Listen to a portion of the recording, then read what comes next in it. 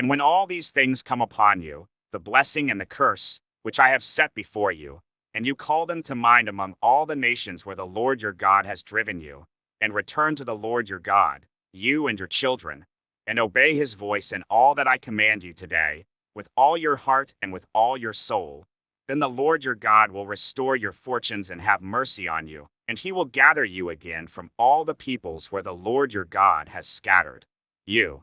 If your outcasts are in the uttermost parts of heaven, from there the Lord your God will gather you, and from there he will take you. And the Lord your God will bring you into the land that your fathers possessed, that you may possess it.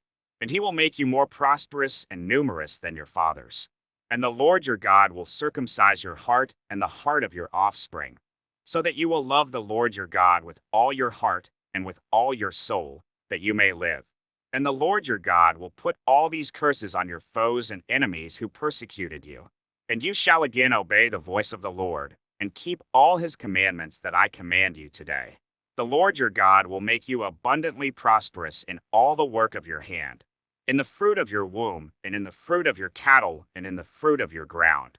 For the Lord will again take delight in prospering you, as he took delight in your fathers, when you obey the voice of the Lord your God, to keep his commandments and his statutes that are written in this book of the law, when you turn to the Lord your God with all your heart and with all your soul.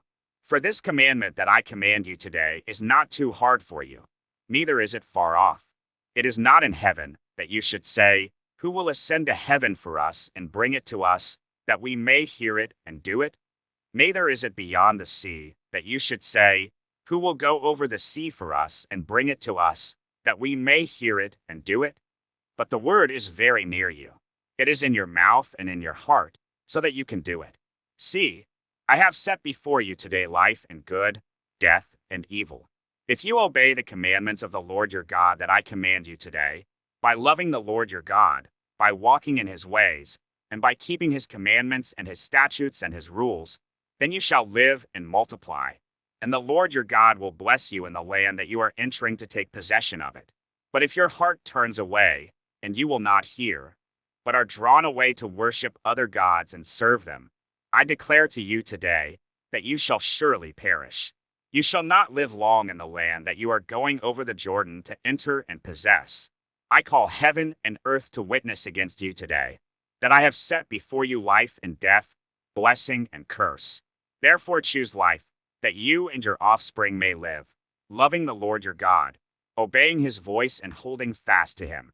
For he is your life and length of days, that you may dwell in the land that the Lord swore to your fathers, to Abraham, to Isaac, and to Jacob, to give them.